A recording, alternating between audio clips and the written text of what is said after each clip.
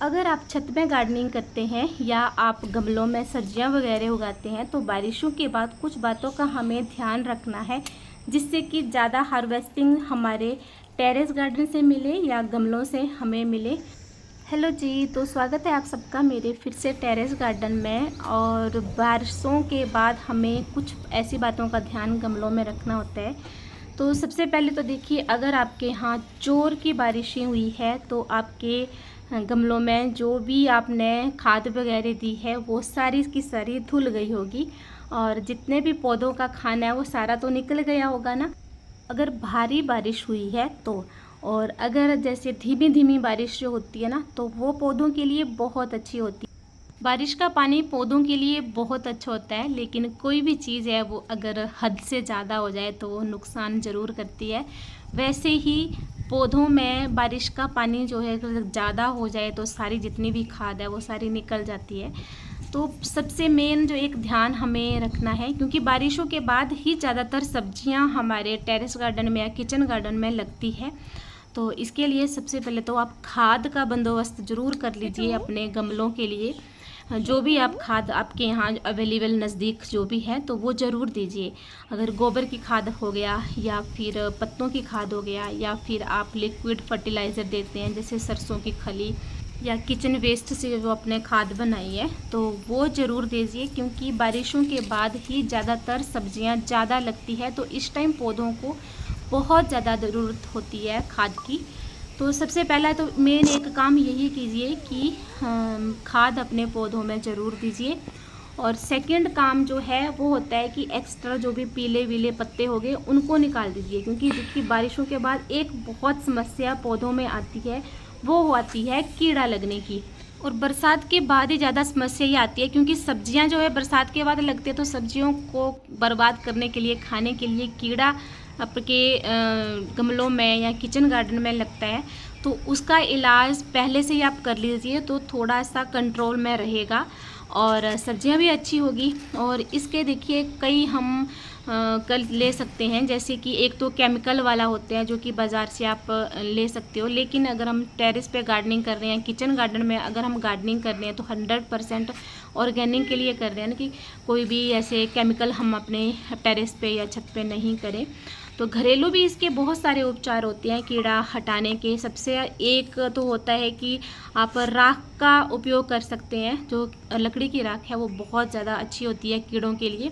आप राख का छिड़काव कर सकते हैं, इससे कंट्रोल में हो जाता है। दूसरा, मैंने इससे पीछे वाली वीडियो जो शेयर करी थी उसमें भी मैंने कुछ बताया था, तो वो वाली वीडियो आप ज़रूर जाके देखिए। उससे जो है राख से भी ज़्यादा अच्छा हमारे किचन में ही कुछ वेस्ट ऐसे होते हैं, खट्टी लस्सी वगैरह कुछ ऐसे मैंने दिखाया था उसमें, तो उसका भी आप यूज़ कर सकते हैं। जैसे कि आप मेरे टेरेस पे देख रहे हो एकदम हरे भरे हैं, कोई अभी कीड़ा बिल्कुल भी नहीं लगा हुआ है। बैंगन में बहुत जल्दी कीड़ा लगता है, तो अभी तो देखिए पूरी टेरेस पे अच्छा है, बिल्कुल भी कीड़ा नहीं लगा है। तो यही रीज़न है कि मैं राख का उपयोग करती हूँ। दूसरा, मैंने पिछली वीडियो में जो शेयर किया था खट्टी लस्सी और कुछ बताए थे मैंने, किचन वेस्ट में ही होते हैं हमारे तो सामान, वो उससे जो है वो आप कंट्रोल कर सकते हैं कीड़ों के लिए। अगर आप ऑर्गेनिक खेती करना चाहते हैं तो मैं हर वीडियो में कहती हूँ कि घर में सब्जियाँ उगाइए, ऑर्गेनिक उगाइए, और घर की छत में बहुत आसानी से अपनी लिए जो है वो सब्जियाँ निकल जाती है। एक चीज़ और है, नीम खली, तो ये भी बाज़ार में मिल जाती है। ये भी अपने गमलों में आप यूज़ कर सकते हो, जिससे कीड़ा वगैरह ज़्यादा नहीं लगेगा। और एक होता है नीम का स्प्रे। अगर पत्तों में कीड़ा लगा है तो नीम ऑयल का स्प्रे आप अपने टेरेस गार्डन में कर सकते हैं। यहाँ पे देखिए एक चिड़िया आई तो मिट्ठू उड़ के मेरे पास आ गया, तो ये ऐसे ही याद करता है। और हाँ, मैं आपको बता रही थी कि नीम ऑयल का स्प्रे ये भी 100% ऑर्गेनिक है, ये भी आप यूज़ कर सकते हैं। नीम ऑयल को आप ना थोड़ा सा, इसका चिपचिपाहट होती है इसमें, तो इसको आप यूज़ करने में थोड़ा सा हैंड वॉश उसमें मिलाओगे तो फिर आपको इजी होगा स्प्रे करने में।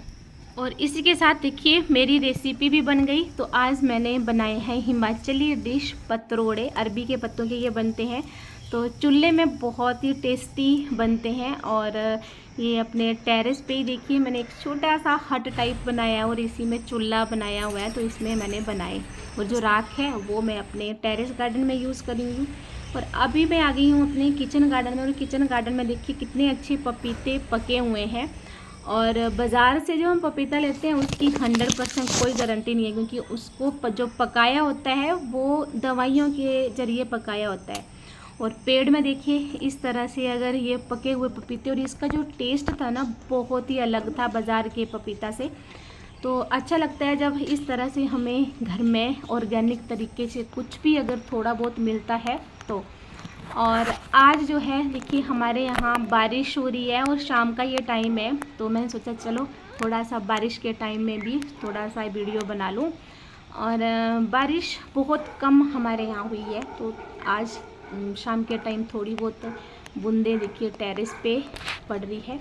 और जो बारिश का पानी है ना वो गमलों की मिट्टी के लिए ही नहीं, आपके जो पत्ते हैं उनके लिए भी अच्छा होता है। तो पत्तों देखिए कितना अच्छा लग रहा है ना, इस तरह से पत्तों में पानी गिरा हुआ है बारिश का। तो पत्तों के लिए धूल मिट्टी, तो धूल जो है वो ख़त्म हो जाती है, धुल जाती है। और पत्तों के लिए भी बारिश का पानी अच्छा होता है। और मिट्टी के लिए देखिए मैं आपको यहाँ पे एक कद्दू दिखा रही थी। पीछे मैंने सारी सब्जियों को हार्वेस्ट कर लिया था, लेकिन थोड़ी थोड़ी सी अभी फिर से लगने लगी है। वैसे अभी बरसात के बाद जो सब्जियां निकलती है उसका टाइम नहीं हुआ है, वो एक हार्वेस्टिंग मेरे को पहले ही मिल गई थी, लेकिन अब आगे को सब्जियां लगेगी, क्योंकि अब आगे को लगना जो है वो ज़्यादा निकलती है ना बारिशों के बाद, तो अभी धीरे धीरे जो है वो निकलने लगी है। तो देखिए यहाँ पे लगी हुई है भिंडी। तो सारा टेरेस गार्डन में आपको बीच बीच में दिखा रही हूँ। तो ये सारे काम जो मैंने आपको बताया ना ये आप ज़रूर करिए। सबसे पहले तो मैंने आपको बता दिया कि खाद ज़रूर दीजिए अपने गमलों में। दूसरा फिर मैंने बताया था कि सबसे ज़्यादा जो अटैक होता है बारिशों के बाद वो होता है कीड़े का। तो कीड़े के लिए मैंने आपको बता दिया जो जो चीज़ें जो वो आप 100% अगर ऑर्गेनिक सब्जियां खाना चाहते हैं तो घर में ही कीड़ों का इलाज कर सकते हैं। और यहाँ पे भी देखिए वो एक हार्वेस्टिंग के बाद फिर से मेरे बैंगन इसमें लगने लगे हैं। और एक बात मैं आपको और बताती हूँ, जो राख मैंने आपको बताई और जो खट्टी लस्सी मैंने आपको बताई, ये सिर्फ कीड़ों से ही रोकथाम नहीं करती बल्कि पौधों के लिए बहुत ही अच्छी ये लिक्विड फर्टिलाइज़र है, खाद का काम ये करती है। आपके पौधों को एक तो हरा भरा रखने में मदद करती है, दूसरा फल और फूल की मात्रा को बढ़ाती है, सब्जियाँ आपके पौधों में अच्छी लगेगी। और प्लीज़ अगर आपको मेरे वीडियो अच्छे लगते हैं, हेल्पफुल लगते हैं, आगे नेक्स्ट जो है सब्जियों की हार्वेस्टिंग, जितने भी मैंने टेरेस पे सब्जियां लगाई है, किचन गार्डन में सब्जियां लगाई है, तो इनमें अब हार्वेस्टिंग के वीडियो मैं शेयर करती रहूँगी, क्या क्या सब्जियां निकलती है। तो इसके लिए आप अगर फर्स्ट बार विजिट कर रहे हैं ना मेरे चैनल में, तो सब्सक्राइब ज़रूर कर लीजिए आने वाली वीडियो देखने के लिए। और अगर आपको मेरी वीडियो अच्छी लगी तो लाइक ज़रूर करें। और लास्ट तक देखने के लिए आपका बहुत बहुत धन्यवाद एंड थैंक यू।